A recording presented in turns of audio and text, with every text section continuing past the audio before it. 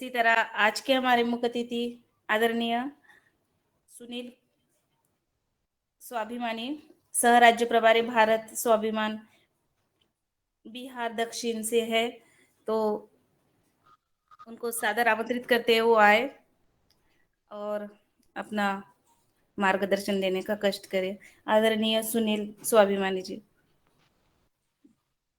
जी मेरी आवाज आ रही है भैया जी जी? ओम। जी हाँ ओम। जी। जी ओम। मेरी आवाज आ रही है? हाँ जी, आपकी भी आवाज आ रही है सर। जी ओम। तो आइए आज की सत्र को संवाद को आगे बढ़ाते हैं। ओम विश्वानि देवस्य वितर्दुरितानि परासु यद्भद्रं तन्यासु। ओम शांति शांति शांति।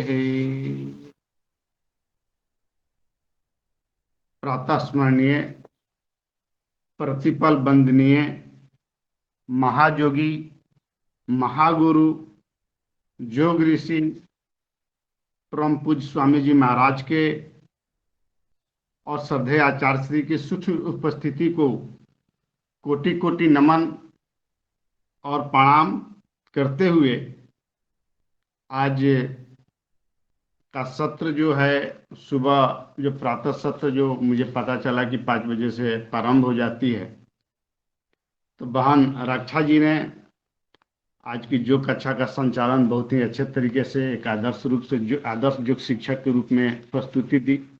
तो बहन का हार्दिक अभिनंदन करते हुए हम सभी जो रोग मुक्त और भूख मुक्त भारत के रोग मुक्त और भूख मुक्त भारत के अभियान में स्वदेशी से स्वावलंबी भारत के अभियान में, स्वदेशी से समृद्ध और शक्तिशाली भारत के अभियान में और आत्मनिर्माण से राष्ट्र निर्माण और विश्व मुक्त भारत के अभियान में आप सभी जो प्रयासरत हैं, पुरुषार्थरत हैं, आप सभी योगी योद्धाओं को मैं हृदय से अभिनंदन करता हूं, वंदन करता हूं, प्रणाम करता हूं। मुझे लगता है कि ऑनलाइन कार्यक्रम में वीडियो ऑन रहे तो एक जीवंत संवाद हो पाती है, नहीं तो पता नहीं चलता है अपने व्यूअर का जो भी है। तो वीडियो ऑन यदि संभव है तो केवल ऑडियो जो है म्यूट रखें, वीडियो ऑन रहे तो एक संवाद की जीवंतता बन जाती है, क्योंकि ऑनलाइन कार्यक्रम में तो इसको आगे बढ़ाते हैं। आज का जो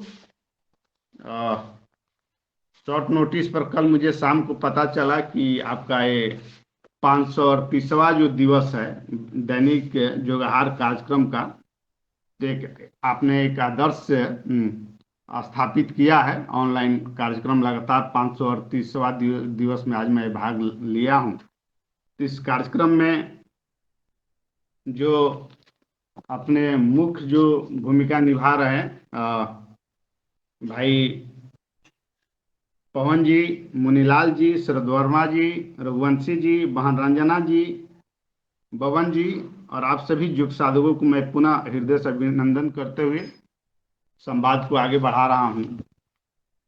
आज मैं विषय जो है पूज्य स्वामी जी देश को कैसे बदल रहे हैं, पूज्य महाराज श्री देश को कैसे बदल रहे हैं, इस विषय पर मैं एक सांकेतिक रूप से संबोधन रखना चाहूंगा अपनी वाणी को, क्योंकि विषय इतना लंबा है कि यदि मैं बात करूं तो एक एक विषय में घंटों घंटों लग जाएंगे। लेकिन अभी जो है इसमें जो हम सभी विश्व गुरु भारत की बात करते हैं, इसको पुनः प्रतिष्ठापित करने की कार्य योजना पर जो हम सभी कार्य कर रहे हैं, इसमें देखें तो सबसे प्रमुख तत्व है वो शिक्षा है, क्योंकि व्यक्ति का निर्माण जो है वो शिक्षा से ही होता है। यानी चरित्र का निर्माण जो है, उसका जो प्रोसीजर है, प्रोसेस है, वो शिक्षा ही है। तो पूज्य स्वामी जी लगातार इससे जो मौलिक समस्या है, जो अभी जो मैकाले ने जो 1835 में जो आज हम लोग गाली देते हैं, मैकाले को बार बार इस चीज को कोसते रहते हैं। एक व्यक्ति ने जो यहाँ आया और इसकी पूरी तरह आज जो मैकाले एजुकेशन एक्ट के नाम से हम लोग बोलते हैं, तो वो करके चला गया। और उसके बाद जो भारत की जो शिक्षा की जो गिरावट आई, तो शिक्षा की गिरावट जैसे ही उन्होंने वो षड्यंत्र रचा, तो उसके बाद जो है स्वाभाविक रूप से मनुष्य का गिरावट मनुष्य का गिरावट वो उत्तरोत्तर चलते आया।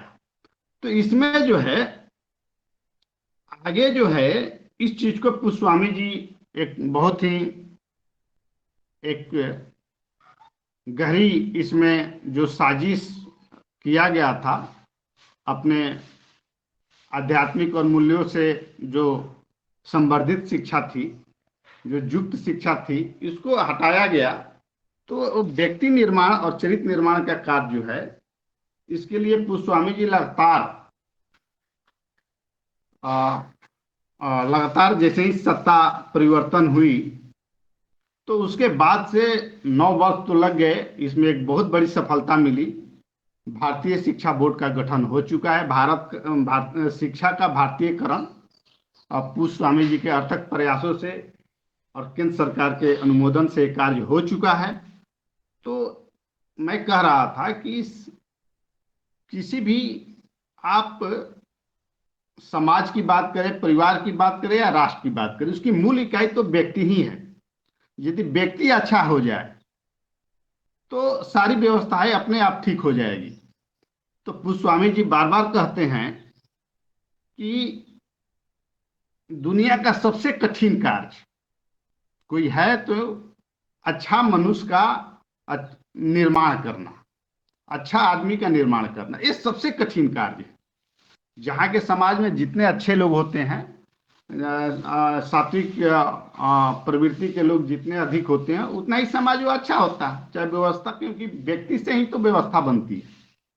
तो ये सारी चीज थॉट प्रोसेस का चीज है। तो पुष्पस्वामी जी ने इस विषय को पकड़ा और लगातार प्रयास के द्वारा एक कार्य को कराने में सफलता इस साल अभी मिल चुकी है। तत्काल रूप से मैं बात करूं तो भारतीय शिक्षा बोर्ड का गठन हो चुका है।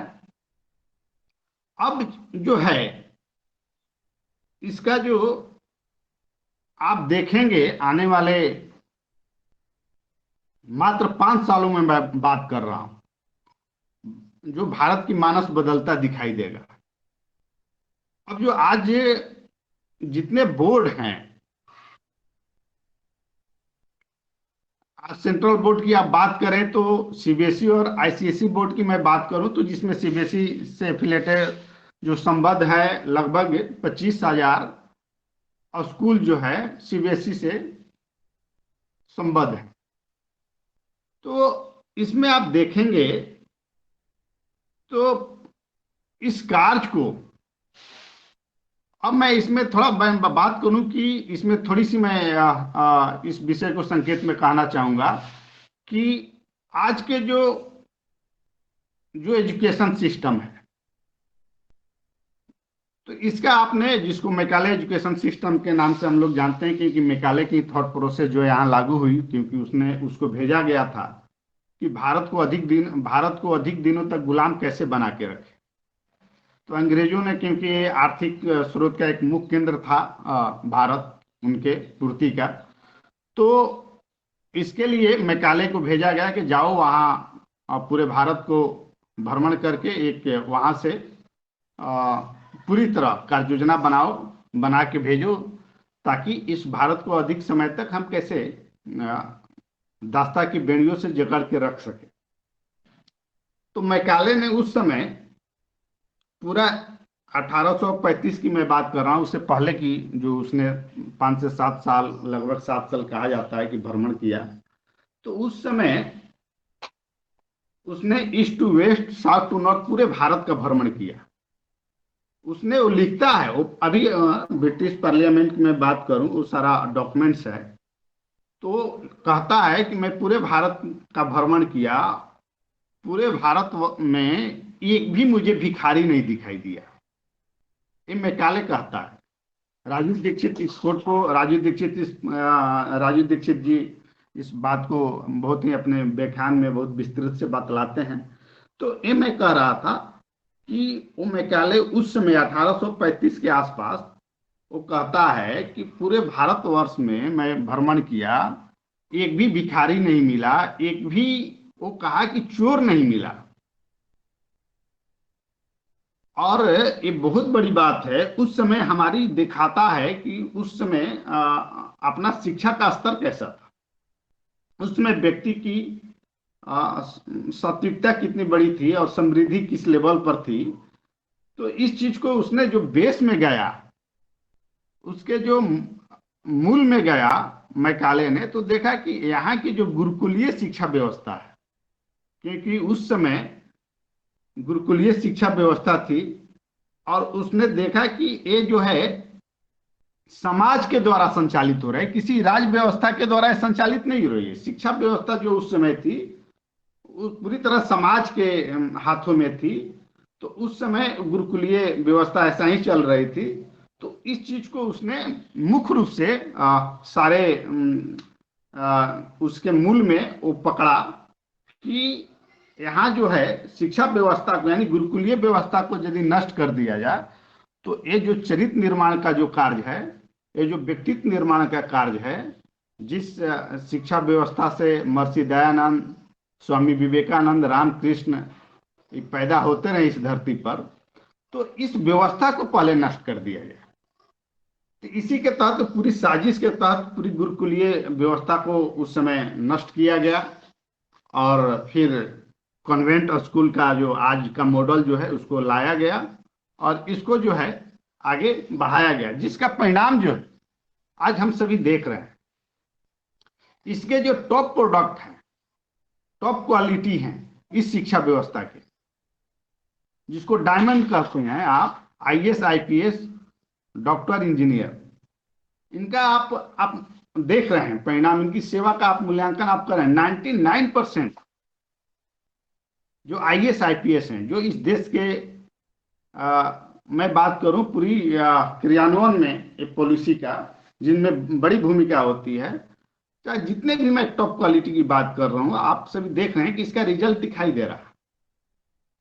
पूरी तरह जो है वो अपने लिए, अपनी समृद्धि के लिए, अपनी व्यक्तिगत स्वार्थों से कार्य कर रहा है कि पूरी तरह देश को मैं बात करूं कड़े शब्दों में, तो देश को लूटने खसोटने में पूरी शक्ति लगा रहे हैं कि कैसे देश को, माने राष्ट्रहित कोई है ही नहीं उनके सामने, कोई विषय ही नहीं। 1% की मैं बात नहीं कर रहा हूं, जो रामकृष्ण के जिन अभी तक जो पारिवारिक संस्कारों से अपने आचरण, अपने चरित्र को बचा के रखा है, लेकिन 99% जो टॉप क्वालिटी हैं, उन्हें देश को कैसे लूटा जाए, देश को कैसे बर्बाद किया जाए, अपनी केवल व्यक्तिगत रूप से हम कैसे भौतिक समृद्धियों से युक्त हो जाए, हमारी कार बंगला जो है कैसे कितनी बड़ी हो, इस विषय तक अपने को सीमित रख रहे हैं।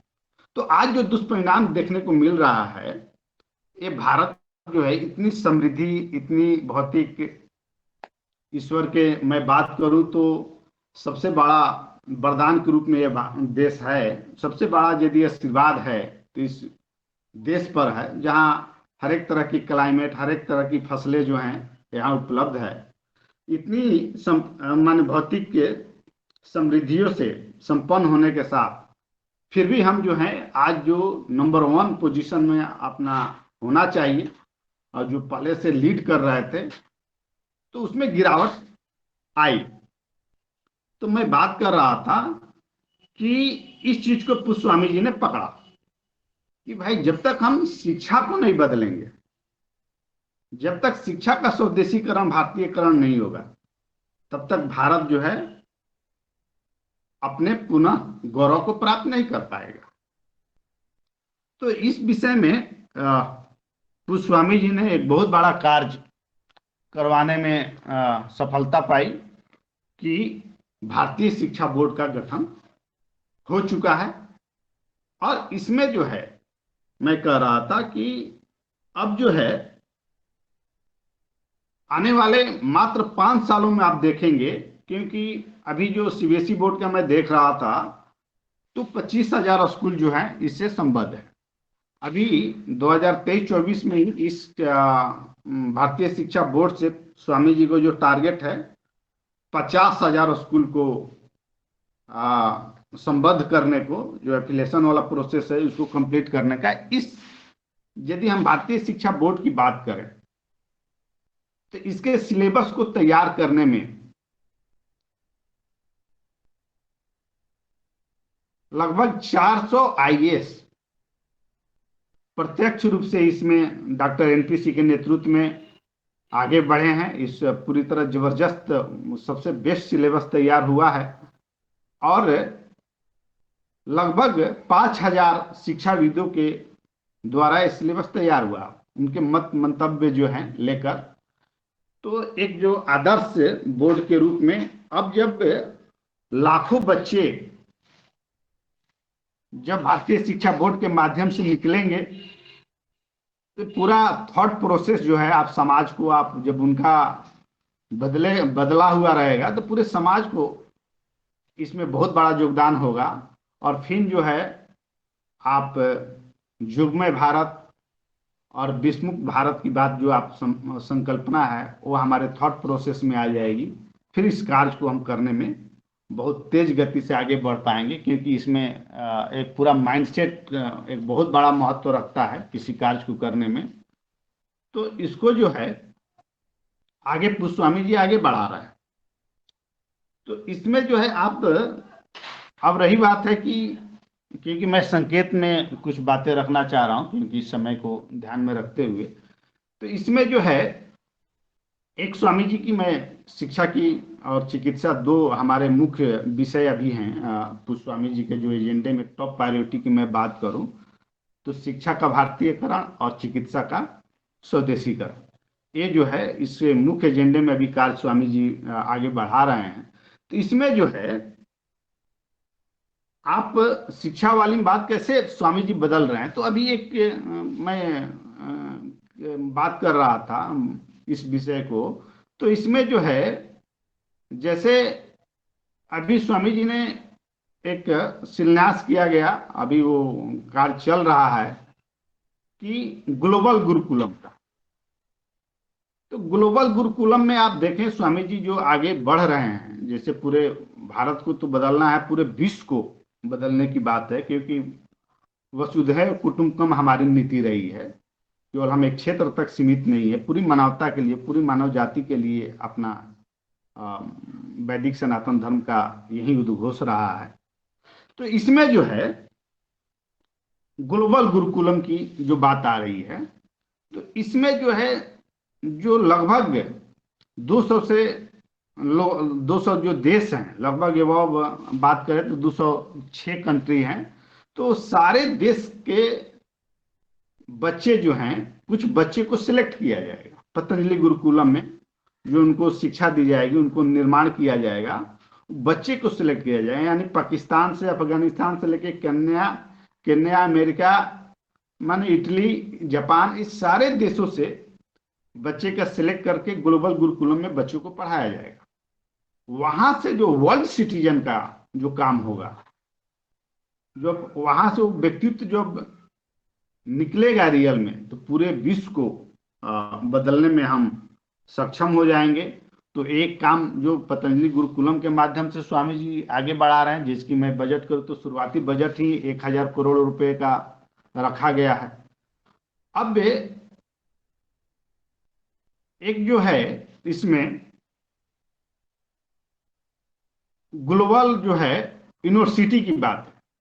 मुझे याद है पूज्य स्वामी जी के साथ 2006 में जब हम लोग थे, तो उसमें इंडिया टुडे का एक सर्वे आया था, और हर एक साल सर्वे आता है शिक्षा पर।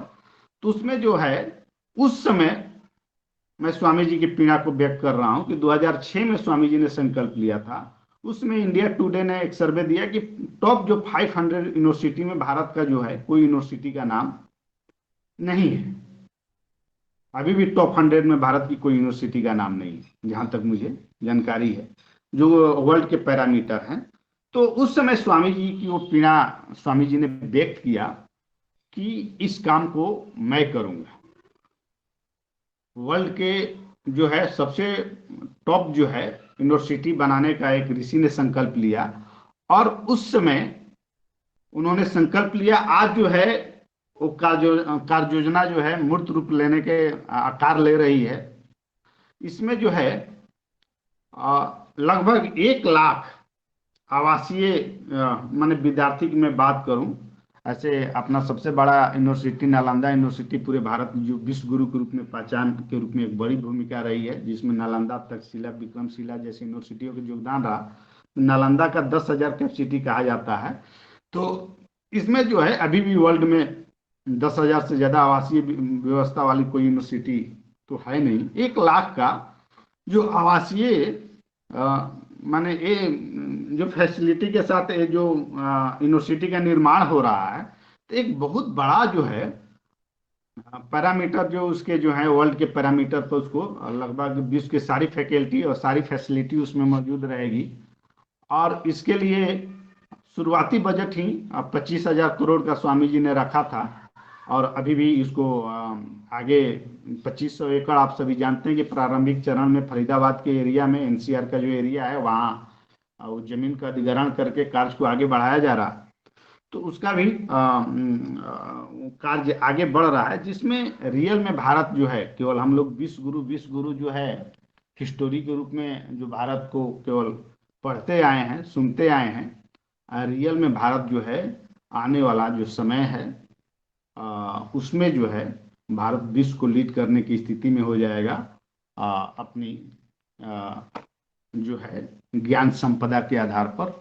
तो इस दिशा में स्वामी जी आगे बढ़ा रहे हैं। तो मैं कह रहा था कि स्वामी जी कैसे देश को बदल रहे हैं। तो शिक्षा हमारा जो मूल विषय है, जहां से चरित्र का निर्माण होता है और चरित्र से व्यक्ति की पहचान होती है। तो सबसे बड़ी गिरावट यहीं पर थी, जो जड़ जिसको बोलते हैं। तो उस दिशा में स्वामी जी ने उसको भी एक जय मैं कदे परिमार्जित कर दिया है। उसको भी शुद्धिकरण का जो अभियान जो है उसको मूर्त रूप ले चुका है।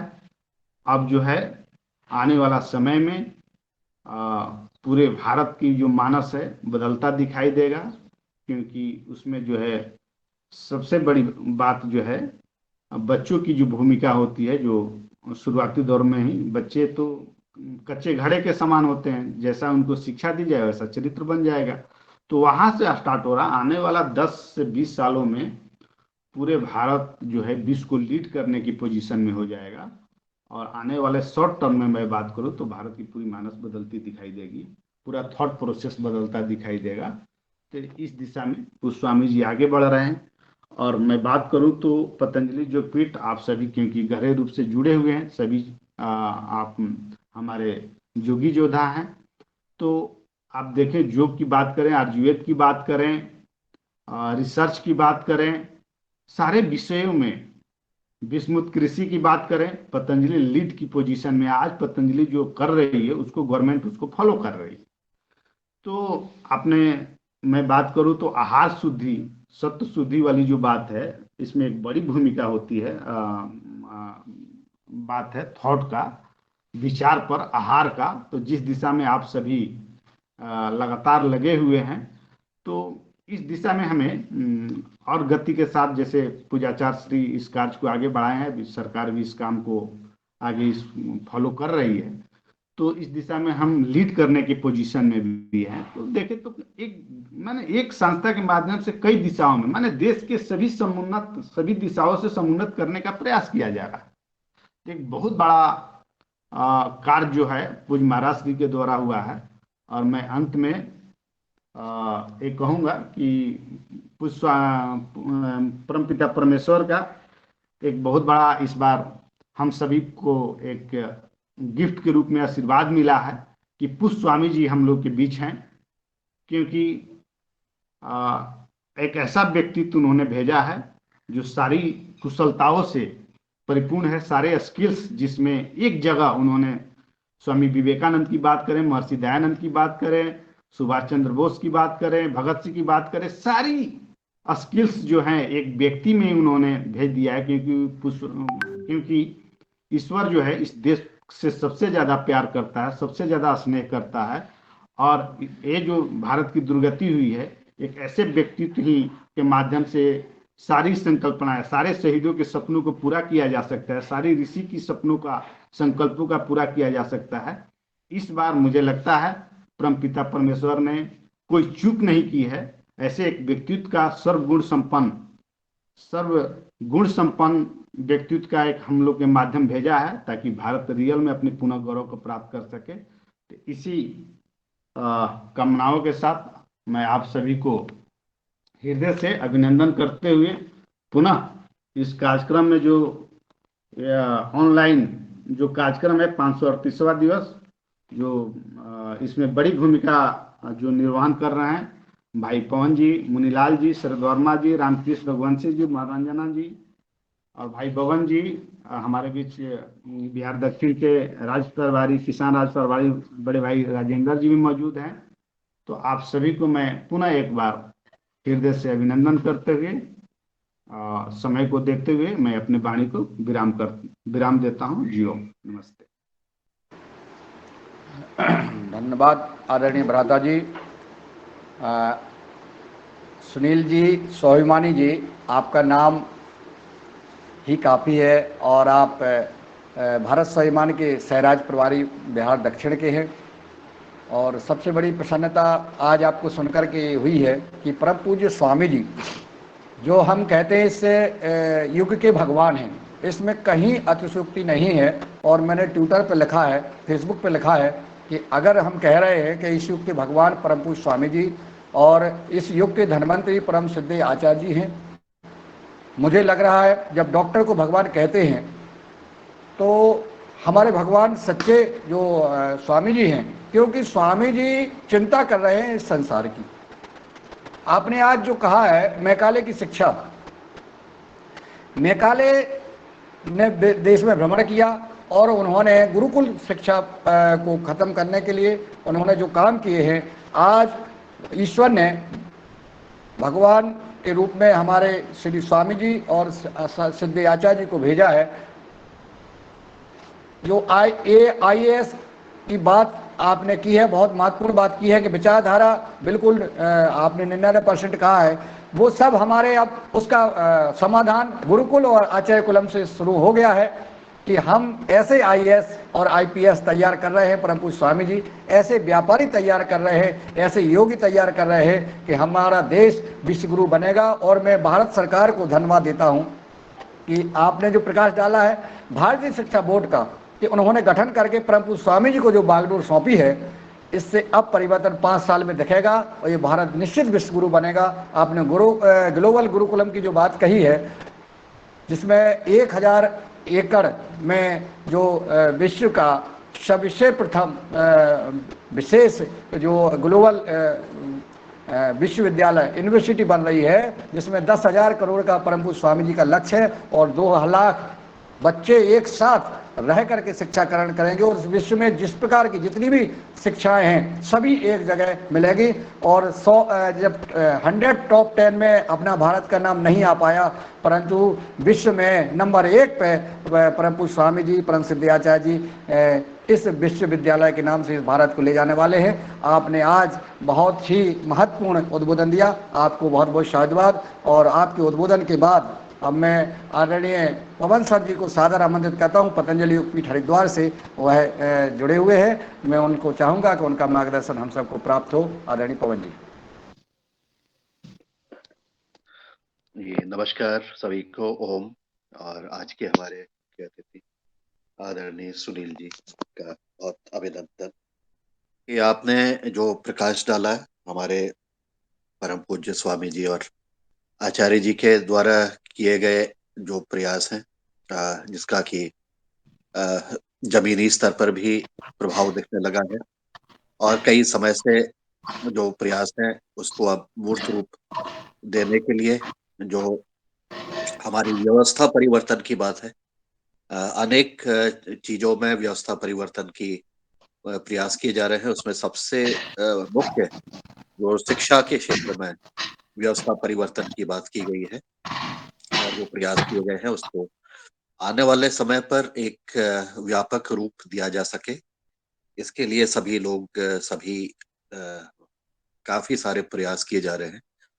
और ये शिक्षा के ऊपर जो व्यवस्था परिवर्तन है, और ये समय की जरूरत भी है, क्योंकि अगर आप आज की तारीख में जो पुरानी पद्धति से मतलब मैकाले के द्वारा और वर्तमान में जो चल रही है पद्धति, उसमें किसी से भी जो उस पद्धति से निकला है उससे हम अपने संस्कृति के बारे में कोई भी चीजें पूछेंगे तो कई बार वहां पर से हमें कुछ भी हासिल नहीं होता है। तो यह जरूरत थी, यह समय के मांग है, क्योंकि जैसा कि इस योगा हर कार्यक्रम में भी हम कई बार चिंतन कर चुके हैं कि कुछ चीजों में सुधार लाने की जरूरत है, कुछ चीजों में परिवर्तन लाने की जरूरत है।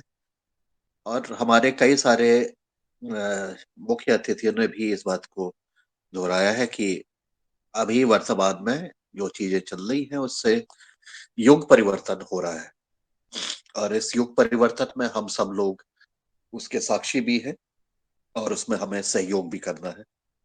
जिससे कि इसको व्यापक रूप से जो हमारा फाउंडेशन था, और एक बड़ी महत्वपूर्ण चीज बताई है आज, जो मकाले ने अपने भारतवर्ष के भ्रमण के दौरान उसने इस चीज को अनुभव किया कि ये जो शिक्षा की पद्धति थी ये सामुदायिक आधारित थी, यानी जन आधारित थी। उसमें जो ऊपर की व्यवस्था है उसका द्वारा उसका योगदान कम था। तो इसका मतलब ये हुआ कि अगर जन भागीदारी के साथ ये व्यवस्था पूर्ण रूप से पहले चल रही थी, उस व्यवस्था को ही परिवर्तित करने के लिए प्रयास किए गए थे, और उसको सब कुछ सेंट्रलाइज किया गया। और पहले इसका मतलब यह था कि पहले की जो व्यवस्था थी वो डिसेंट्रलाइज थी और जन आधारित थी। तो ऐसा इस तरह की बड़े स्तर पर काम करने के लिए सभी जो जन आधारित हमारा योगदान है उसके प्रति भी हमें सोचना चाहिए, सोचने की आवश्यकता है कि हम इसमें कैसे अपना योगदान कर सकते हैं, और इसको जन भागीदारी आधारित इस व्यवस्था में हम किस प्रकार से सहयोग कर सकते हैं। ऐसा कई सारे लोग मिलकर के अलग अलग जगह पर प्रयास करेंगे तो निश्चित रूप से यह व्यवस्थाएं आने वाले समय पर जन आधारित भी हो सकती है। तो यह एक महत्वपूर्ण बात थी जो बताई थी। और भी बहुत सारे जो प्रयास किए जा रहे हैं पतंजलि द्वारा, उसके ऊपर भी आपने प्रकाश डाला है। और इन सब प्रयासों में जो लोगों की जो सहभागिता है या जो भागीदारी है उसको भी उस पर भी हमें विचार करने की जरूरत है कि हम इन सब चीजों पर अपनी रुचि के अनुसार, अपनी इच्छा के अनुसार, अपनी जो भी क्षमता के अनुसार हम क्या योगदान कर सकते हैं, जिसका कि उद्देश्य केवल एक ही है कि राष्ट्र का निर्माण हो, और उसके माध्यम से एक पूरे विश्व में भी इस तरह का संदेश और इस तरह की व्यवस्थाओं में दूसरों को और देशों को हम क्या दिशा दे सकते हैं। तो इस तरह की चीजों पर हम कार्य करें, विचार भी करें, और जहां पर हो सकता है उसको सहयोग देने का भी प्रयास करें। आज की योग कक्षा में मैं जुड़ नहीं पाया, लेकिन मैंने सुना कि बहुत अच्छा आज की कक्षा रही। तो आज के योग शिक्षक को भी बहुत साधुवाद। और इसके अलावा मैं कल ये देख रहा था कि हमारे जो खोजी भाई है रामकृष्ण जी, कल रात को गाड़ी चला रहे थे। वो इतना अंधेरा था, उसको देख के डर भी लग रहा था, और ऐसा लग रहा था कि वो जिस खोज में जा रहे हैं वो सफल भी हो।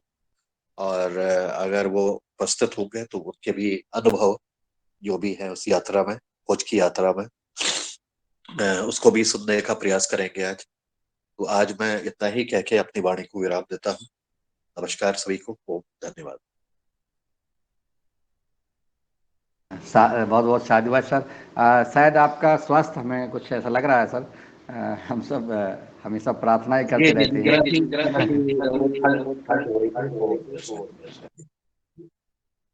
स्वास्थ्य का ध्यान रखिएगा सर। आप जो है हमेशा सुबह से लेकर के और देर रात तक बहुत मेहनत करते हैं, और समय का थोड़ा सा स्वास्थ्य का ध्यान रखें। और आपने जैसा कि कहा है सर, व्यवस्था परिवर्तन शिक्षा से होगा, और वो है आप सब जैसे महान पुरुष परम पूज्य स्वामी जी सिद्धेव जी के साथ इस अभियान में अपना हाथ बटा रहे हैं, जिसके कारण ये सब कार्यक्रम संभव हो पा रहा है। परम पूज्य स्वामी जी बिल्कुल खुले मन से कहते हैं कि जो हमारे सहयोगी हैं, जो हमने सहयोग कर रहे हैं, 400-500 वैज्ञानिक, शिक्षकगण और सब जो है इस पाठ्यक्रम बनाने में लगे हुए हैं। मैकाले की शिक्षा पद्धति को हमें उसी प्रकार से, क्योंकि उन्हीं की नकल करके जो आइडिया उन्होंने अपनाया है, अब वो आइडिया परम पूज्य स्वामी जी, परम सिद्ध आचार्य जी शिक्षा और चिकित्सा दोनों पर कठोर प्रहार के साथ, बहुत बड़ी तैयारी के साथ ये आगे बढ़ रहे हैं। और इस तैयारी है और होना भी चाहिए, क्योंकि अब हमें देश को बदलना है। और देश को कौन बदलेगा? हम सब परिवार बदलेंगे। योगाहार कार्यक्रम में जो प्रगति आई है, हमारे आदरणीय पवन सर जी के स्नेह और कुशल नेतृत्व से, हम सब के एक दूसरे के प्रति भावना से, परिवार के साथ एक दूसरे से प्यार और स्नेह जो बना है, जिसके कारण ये सब संभव हो पा रहा है। हम क्यों ना इस विषय पर भी चर्चा करते रहें कि हमें आगे जो व्यवस्था परिवर्तन का आने वाला है, अब हम भारतीय शिक्षा बोर्ड का जो गठन हो गया है उसका विस्तार होना है। इस पर भी हम जो है, जो शिक्षा, जो स्कूल खोले हुए हैं, प्राइवेट स्कूल अपने अपने संचालित करते हैं, उन सब से, और 27 अक्टूबर से पूर्णकालिक सेवावर्ती का जो शिविर लग रहा है परम पूज्य स्वामी जी, परम सिद्ध आचार्य जी का, 10 दिन तक उन भाई बहनों को मार्गदर्शन मिलेगा जो देश के लिए कुछ करना चाहते हैं, जो अपनी सेवा से मुक्त हो गए हैं या अपनी व्यवस्थाओं से मुक्त हैं, या जो देश को अपने संन्यास धारण करके पूरा जीवन राष्ट्र को समर्पित करना चाहते हैं। ऐसे भाई बहन जिनकी उम्र 50 से 65 वर्ष है, या जो 20 वर्ष से जो है 40 वर्ष के बीच के हैं, जो संन्यास ग्रहण करना चाहते हैं, ऐसे सभी भाई बहनों को परम पूज्य स्वामी जी सिद्धेव जी ने आह्वान किया है कि आइए 27 अक्टूबर तक आप आ जाइए। पतंजलि गुरुकुलम में, पतंजलि आचार्य कुलम में यह कार्यक्रम रखा गया है, तो आप लोग आए। 28 तारीख से कार्यक्रम शुरू है। ये भी राष्ट्र निर्माण के लिए है। पुराने हमारे जो महान पुरुष शहीद हुए हैं, देश आज़ाद कराया है, अब हमारे इस जो मैकाले की शिक्षा है, चिकित्सा है, ये विदेशी सभ्यता है, इससे आज़ाद कराने के लिए आप सबका सहयोग अति आवश्यक है। तो अधिक से अधिक हमारे भाई बहन इसमें सहयोग करें, और ताकि इस देश को परम पूज्य स्वामी जी, सिद्ध आचार्य जी बदल सकें। आज दैनिक योगाहार कार्यक्रम परिवार से भी हम निवेदन करते हैं कि जहाँ पे जो ऐसे भाई बहन का प्रस्ताव या नाम देना चाहते हैं, वो तुरंत भेज दें और वह 27 तारीख तक वहाँ पहुँच जाएं। ये राष्ट्र के लिए बहुत महत्वपूर्ण काम है। इसमें आत्म संतोषी मिलेगी और आपका नाम अमर हो जाएगा, क्योंकि ये जो अभियान चल रहा है ये साधारण नहीं है। विश्व गुरु बनाने में हमारे परम पूज्य स्वामी जी, परम सिद्ध आचार्य जी बिल्कुल लगे हुए हैं। दिन रात 20 घंटे रोज परिश्रम करते हैं। इस प्रकार से हम सबको सहयोग करना है। आज इस कार्यक्रम में जो कोई किसी भाई का मन में आ रहे होंगे सवाल बात करने के लिए, तो जिन भाई बहनों का कोई अगर बात करना चाहते हैं, सुझाव देना चाहते हैं, तो अनम्यूट करके अपनी बात रखने का कष्ट करें। और सेशन ओपन है। कोई भी व्यक्ति, कोई भी भाई बहन अपने मन की बात सदन में प्रस्तुत करना चाहते हैं। जी आदरणीय डॉक्टर किशोर दुबे जी, मैं सादर आमंत्रित करता हूं आपको, वो आए और अपनी बात रखें। धन्यवाद मुनीलाल जी। आज की कक्षा जो बहुत अच्छी रही, और विशेष रूप से जो मुख्य योग का क्लास के बावजूद जो मुख्य अतिथि ने शिक्षा के बारे में जो बात कही, भारतीय शिक्षा बोर्ड के गठन के संदर्भ को लेकर, तो बहुत ही सराहनीय है। उस संदर्भ में बोलते पवन जी ने जो बात कही वो बहुत मन में छूने वाली है, और हम भी वही चाहते हैं कि व्यवस्था परिवर्तन की बात है। अब इसका थोड़ा जायजा यदि हम लेवे, तो स्वामी विवेकानंद जी ने भी उससे पहल शुरू की थी, और उन्होंने निचोड़ दिया था कि हमको ईस्ट और वेस्ट को इकट्ठा करना है। पूर्व और पश्चिम को जब हम इकट्ठा नहीं करेंगे तब तक यह आदर्श शिक्षा नहीं हो सकती और व्यक्ति परिवर्तन नहीं हो सकता।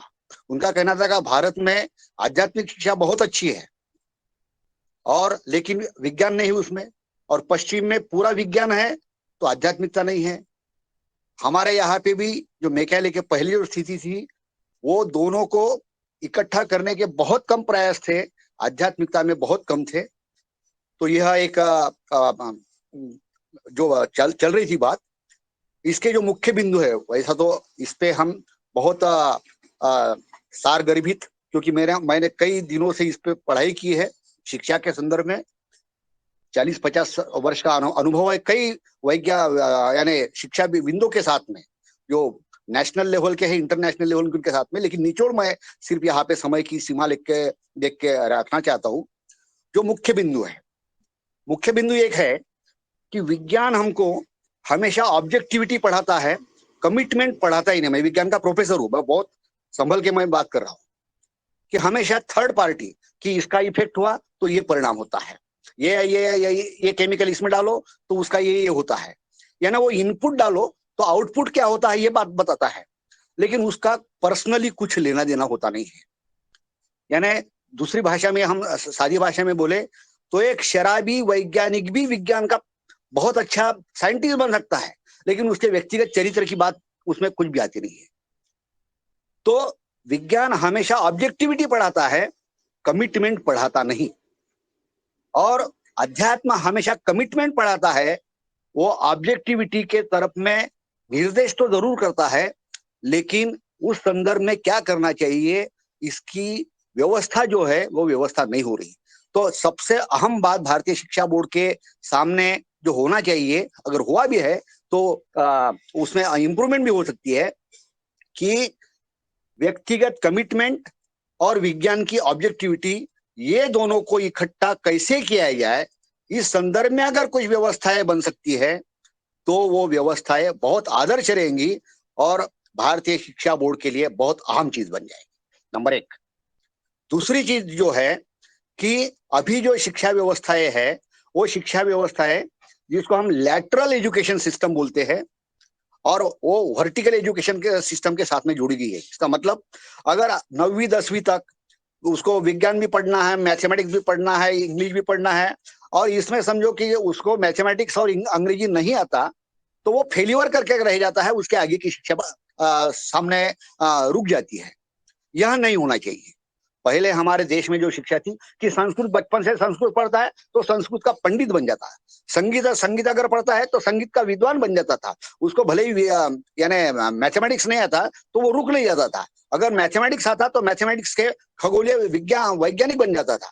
तो मेरा कहने का मतलब है कि compulsory of subject, compulsion of the subjects, ये जो है ये ऑप्शनल रखा जाए। जिनको सब सब्जेक्ट्स में रुचि है तो वो जरूर लेवे सीबीएसई आईसीएसई के हिसाब से, लेकिन जिनकी रुचि नहीं है, जो अगर फेल्यूअर्स है, जिनको वीक है, तो उनकी शिक्षा नहीं रुकनी चाहिए।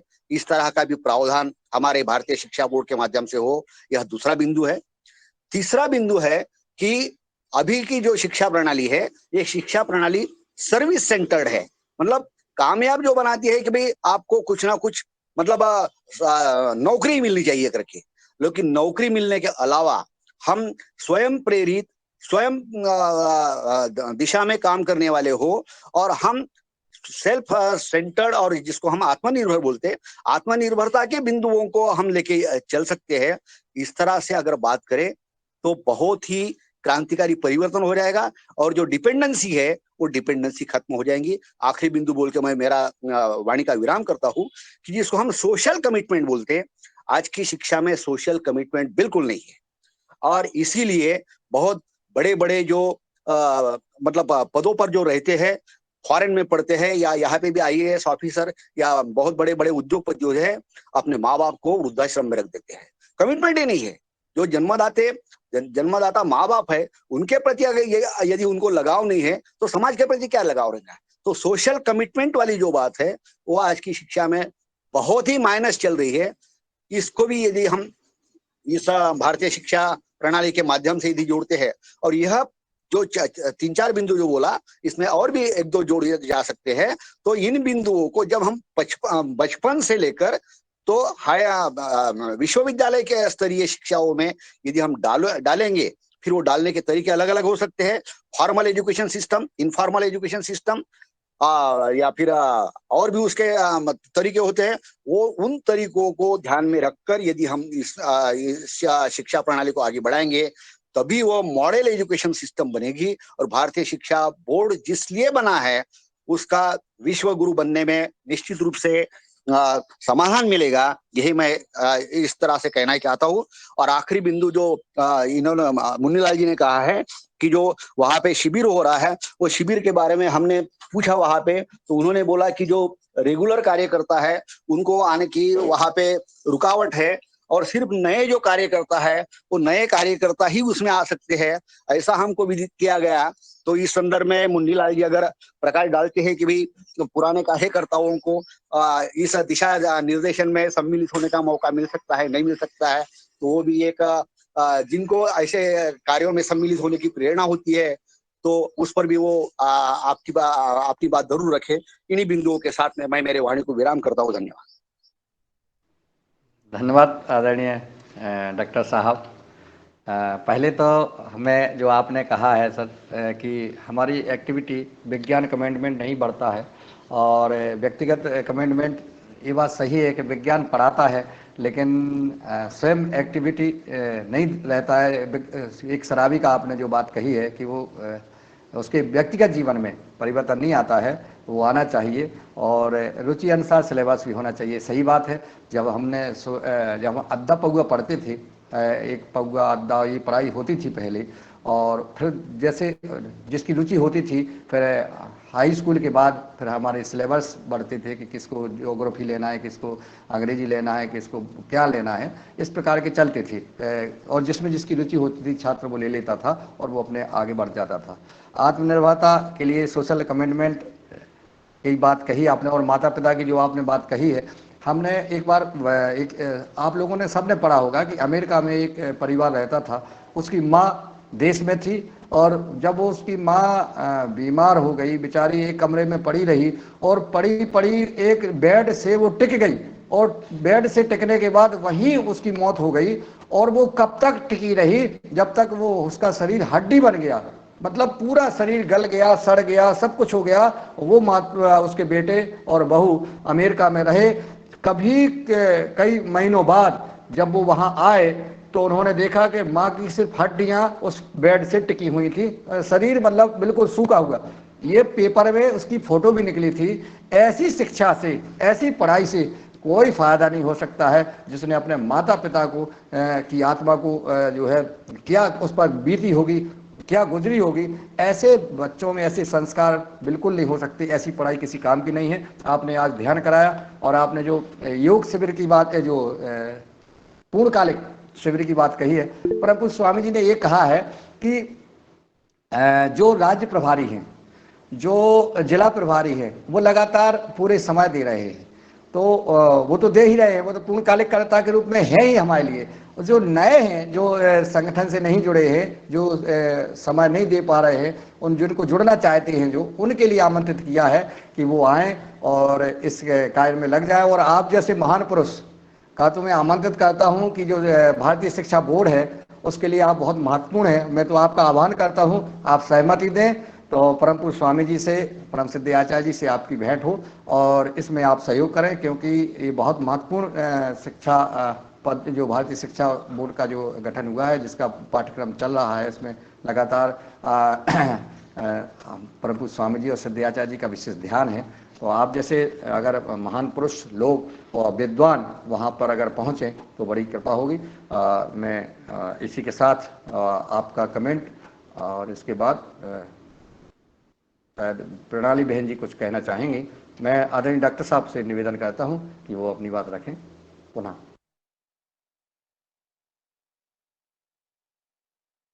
आदरणीय डॉक्टर किशोर दुबे जी। धन्यवाद मुन्नीलाल जी। मैं मेरी सेवाएं देने के लिए बिल्कुल तत्पर हूँ। आप जहाँ भी बोले, जैसी भी बोले, हमने सोचा ही है कि हमारा जो उर्वरित आयुष्य है वो समाज सेवा और विश्व सेवा के लिए ही समर्पित करना है, तो निश्चित रूप से मैं मेरी सेवाएं देने के लिए तैयार हूँ। धन्यवाद।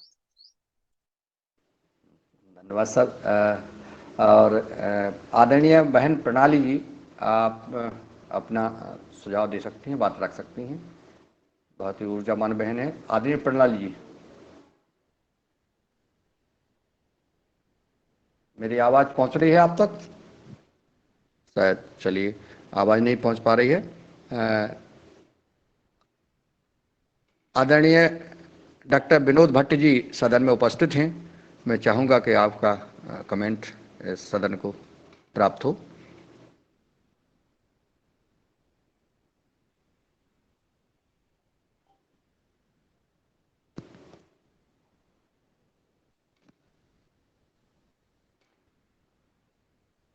चलिए, आवाज़ नहीं पहुंच पा रही है डॉक्टर साहब तक। आदरणीय रघुवीर सिंह रावत जी तक मेरी आवाज़ पहुंच रही हो तो मेरी आवाज़ आदरणीय रघुवीर सिंह रावत जी। जी जी जी। ओम सदन स्वागत। को मेरा प्रणाम।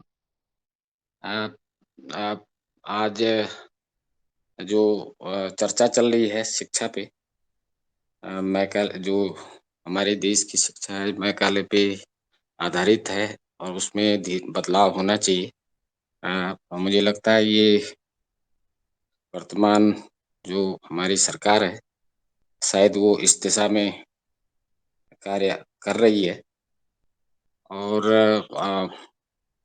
कुछ मेरे ख्याल से इसमें एक आयोग एक समिति भी बनी है जो इस पे कार्य कर रही है कि इसमें क्या-क्या बदलाव होंगे। हमारे जो इतिहास है उसको कैसे फिर से रीएडजस्ट किया जाए। जो इतिहास हमें सिखाया जाता है वो किसी काम का नहीं है। हमारे जो देश के जो जिन्होंने जिनके बेस पे ये भारत बना है, आप मेरा भाव समझ रहे होंगे, उनका उल्लेख इतिहास में नहीं मिलता है, तो उस पे कार्य चल रहा है। एक जो हम यहाँ पे जैविक की बात करते हैं तो एक समिति उस पे भी बनी है। उसमें कई किसान बंधु भी रखे हुए हैं और वो भी एक राष्ट्रीय लेवल पे एक समिति बनी है जिसमें जिसमें ऑर्गेनिक पे जो है एक सिलेबस तैयार हो रहा है और इसको एजुकेशन में लाया जाएगा। ऐसा हम आशा करते हैं। मैं इस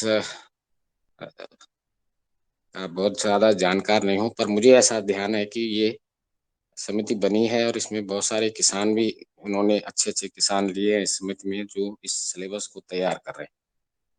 तो ये शायद हम जो योगाहार में बार-बार चर्चा करते रहते हैं, जैविक की, ये अगले मुझे लगता है इस नेक्स्ट इलेक्शन से पहले ये सिलेबस इम्प्लीमेंट शायद देश में हो जाएगा, एग्रीकल्चर में आ जाएगा क्योंकि हम एग्रीकल्चर का सिलेबस देखें तो आज भी हमारे जो केवीके हैं या जितने भी इंस्टीट्यूशन हैं, वहाँ पर जैविक या ऑर्गेनिक पे कुछ बात ही नहीं होती है, सिलेबस ही में नहीं है। तो ये जब सिलेबस में पड़ जाएगा उसमें जो विद्यार्थी पढ़ेंगे उसमें जो पीएचडी मिलेंगे तब इस दिशा में काम होगा आगे। ऐसे मैं आशा करता हूँ, हम सबको आशा करनी चाहिए कि भविष्य में हमारी एग्रीकल्चर यूनिवर्सिटी में ऑर्गेनिक फार्मिंग, जैविक और जो हमारा पारंपरिक प्राकृतिक खेती पे एक सिलेबस तैयार हो और उसमें एक बड़े लेवल पे काम हो, रिसर्च लेवल पे काम हो और उसको मान्यता मिले। क्योंकि अभी जो हमारा माइंडसेट है हमारे साइंटिस्ट का, वो उसी पे आधारित है और उसका आधार है वही मैकाले की पद्धति जो वेस्टर्न से आया है, उसी को वो मानते हैं बस। एनपीके ये वो, और ये नहीं जानते हैं कि प्रकृति किस तरह से काम करती है। हमारी परंपरा जो कृषि की थी वो किस तरह से काम करती थी और हमने किस तरह से बहुत ही ज्यादा उत्पादन लिया था पूर्व में, ऐसा बहुत सारे उदाहरण मिलते हैं। अभी भी लोग लेने शुरू कर रहे हैं। तो इसी आशा के साथ कि जो ये नई शिक्षा पद्धति में हमारी ये पारंपरिक कृषि पद्धति और इसमें का एक वैज्ञानिक आधार मिले, और अगले 1-2 सालों में ये देश की यूनिवर्सिटी में, देश के एग्रीकल्चर कॉलेज में ये अपना स्थान अर्जित करे। इसके साथ मैं अपने वाणी को विराम देता हूँ। धन्यवाद। धन्यवाद आर.एस. रावत जी। आदरणीय प्रणाली बहन जी सादर आमंत्रित हैं। जब शिक्षा की बात आती है, आपकी लेखनी मैंने देखी है। जी, स्वागत है आपका। मैं तो स्वामी जी से जुड़ी हूँ इस विचार से ही, कब ये परिवर्तन होगा, मेरे मन की पीड़ा है। मैं तो एक स्कूल में हेड मिस्ट्रेस का काम करती हूँ और देख रही हूँ क्या दुष्परिणाम है इस अंग्रेजी शिक्षा के। और कितना भी प्रयास करके मेरे स्कूल में प्रयत्न करती हूँ, योगा का नॉलेज देती हूँ, जो जो कुछ मुझे देना है, लेकिन जब तक ऊपर से परिवर्तन नहीं होता तब तक इसे मान्यता नहीं मिलती। मुझे बहुत पीड़ा लगती है कि इतिहास जो मैं स्कूल में सिखा रही हूँ, कौन सा इतिहास सिखा रही हूँ, इससे क्या दुष्परिणाम हो रहे हैं, बच्चे कैसे निर्माण हो रहे हैं। बहुत प्रयास करने से भी ये परिवर्तन नहीं हो रहा है। मैं बहुत गहरे से जुड़ जाती हूँ। मेरे जो स्टूडेंट है वो 7वीं कक्षा तक इतने अच्छे रहते हैं मेरे स्कूल में रहते हैं तो, और 8वीं कक्षा से हाई स्कूल ऊपरी जो शिक्षा होती है वहां जाते हैं तहसील के क्षेत्र में, तो उनमें कितना बुरा परिवर्तन आ रहा है ये देख के मेरे मन को बहुत पीड़ा होती है। तो मैं तो 2008 से स्वामी जी से जुड़ी हूँ इस विचार से ही कि जल्द ही जल्द ये शिक्षा का परिवर्तन हो। मैं रिटायर होने के पहले, ये मेरी इच्छा है, मेरी 5 बरस नौकरी है, तो मैं रिटायर होने के पहले ये भारतीय शिक्षा बोर्ड का काम शुरू हो और मुझे वो काम करने में नेतृत्व करना ही है, क्योंकि योगा का जो काम मेरे तहसील में पूरे 70 गांवों में जो मार्गदर्शन का काम जवाबदेही मुझ पर भी आती है। तो मुझे इस ऐतिहासिक परिवर्तन का साक्षी होने का अवसर मिले, ये मेरे मन का बहुत गहरी इच्छा है।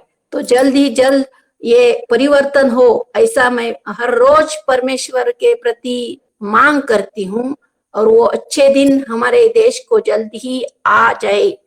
इसके लिए मुझे भी आहुति देने की संधि प्राप्त हो, ऐसा विचार आदरणीय मंच के सामने रख के मैं मेरी वाणी को विराम देती हूँ। ओम।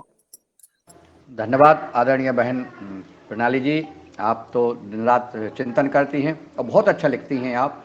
आपके पुरुषार्थ को नमन, और आपके मन की जो इच्छा है वो पूरी होने वाली है। मैं जब शिक्षा की बात आती है तो क्यों ना हम सफल वक्ता, और मैं माँ सरस्वती की जिन पर विशेष कृपा है, दिनेश जी सेमवाल जी को आमंत्रित करता हूँ कि आए वो अपना विचार रखें।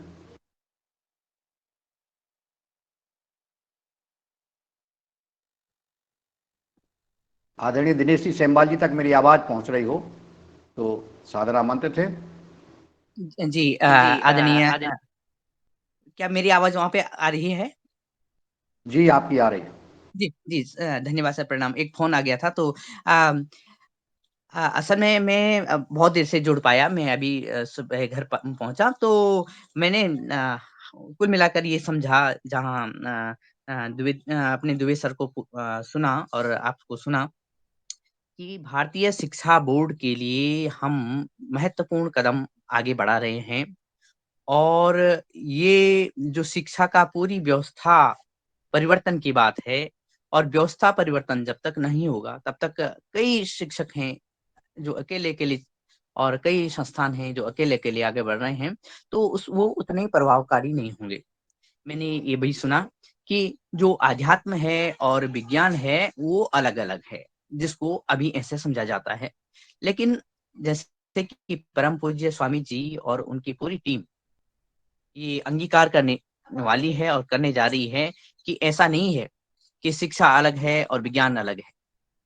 मुझे जो लगता है, जितनी थोड़ी बहुत पढ़ाई करी है और आप सभी के ज्ञानार्जन और आशीर्वाद से ऐसा लगता है, और सिंपल शब्दों में कहें कि आध्यात्म एक खेत है, आध्यात्म एक गाय है। एक गाय के जो उत्पाद हैं, पंचगव्य हैं, वो पंचगव्य हमारे विज्ञान के प्रोडक्ट हैं, विज्ञान रूपी प्रोडक्ट हैं। अगर गाय नहीं रहेगी तो हमारी पंचगव्य हमें नहीं मिलेंगे। विज्ञान अध्यात्म एक खेत है, खेत में बोए जाने वाले बीज विज्ञान है। हम जो जिस तरह का बीज बोएंगे उस तरह का हमें उस तरह की हमें फसल प्राप्त होगी, उस तरह के पेड़ पौधे प्राप्त होंगे। और जब खेत नहीं रहेगा तो ये बीज भी हमें नहीं मिलेंगे। तो आध्यात्म विज्ञान की एक फाउंडेशन है, विज्ञान का एक आधार है। क्योंकि आध्यात्म अगर हम देखें तो धारण करने की जो क्षमता है, जगह देने की जो क्षमता है, वो आध्यात्म है, और विज्ञान उसका एक छोटा सा रूप है, एक प्रोडक्ट के रूप में माने और एक रिजल्ट के रूप में माने, और जो एक आउटपुट के रूप में माने, जैसे आदरणीय दुबे सर ने कहा है। तो मुझे ऐसे लगता है, क्योंकि ये, लेकिन मैं इस बात से सहमत भी नहीं हूँ कि जब कहते हैं कि हमारा जो विज्ञान रहा है वो अध्यात्म पे ही रहा, हमारा जो कार्य रहा है अध्यात्म पे ही रहा है, हमने विज्ञान सम्मत नहीं रहे हैं। हम विज्ञान सम्मत रहे, लेकिन जैसे ने रावत जी ने कहा कि हमने इतिहास पढ़ा, और ऐसा इतिहास पढ़ा जो कि केवल केवल जैसे मूंगफली तो हमने खाली थी और जो छिलके हमने बचाए, उन्हीं छिलकों को हम देख रहे थे। तो जो कि कूड़े के ढेर में डाला गया जो जो सामग्री थी वो हमें थमाई गई, और जो मूलभूत सार था वो कोई और ले गया। जैसे कल परसों भी कुछ कुछ बातें ऐसे ही हुई हमारे विद्वान जनों के द्वारा। तो अगर ये हमारे विद्वान जनों, हमारे प्रोफेसर, हमारे आचार्यों के द्वारा भारतीय शिक्षा बोर्ड के लिए ये कदम बढ़ रहा है, तो ये आधुनिक भारत का और 21वीं सदी का सबसे बड़ा उपहार मानव जगत के लिए है कि हम अपनी शिक्षा में परिवर्तन कर रहे हैं। शिक्षा को विज्ञान सम्मत और आध्यात्म सम्मत बना रहे हैं, और जब आध्यात्मिक मनुष्यों के हाथों से और उनके नेतृत्व में ये कार्य होगा, तो निश्चित ही हम आगे बढ़ेंगे। क्योंकि पिछली बार भी, पिछली सदियों में भी, और वैदिक सभ्यता के साथ-साथ भी हमने देखा है कि जो बड़े-बड़े ऋषि मुनि हुए हैं, वही वैज्ञानिक थे, और उन्होंने ऐसे-ऐसे परंपराएँ, आप आर्यभट्ट से लेकर के जो ब्रह्मगुप्त से लेकर के भास्कर जो हुए हैं उनसे लेकर के बात करें,